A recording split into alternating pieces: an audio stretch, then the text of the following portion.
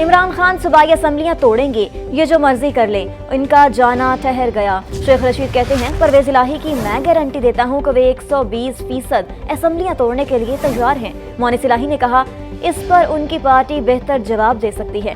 उन्होंने कहा कि इलेक्शन की तारीख पर मुज़ाकरात के लिए तैयार हैं। उनके लिए मोहलत है कि आम इंतखाबात के लिए आएं और इमरान खान से मुलाकात करें।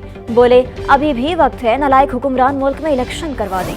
इमरान खान का मुसम्मम ढंके की चोट से अल ऐलान ये फैसला है और परवेज इलाही की उनको पूरी आशीर्वाद हासिल है कि दोनों असम्बलियां तोड़ दी जाएं।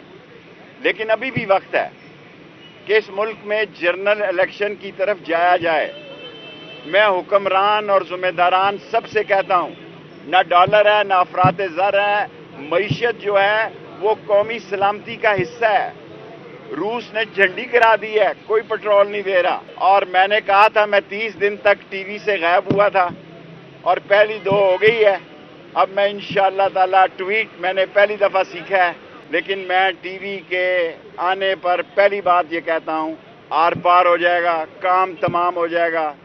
ये डोलती मईशत की कश्ती और ये नाहल, नलायक, नकम्मे, नकट्ठू, करप्ट, डिसऑनेस्ट, स्लगिश, एक्स्ट्रावेगेंट हुक्मरान इन्होंने जाना है, जमहूरियत के जरिए जाना है, तो इंतखाब के लिए इमरान खान तैयार है।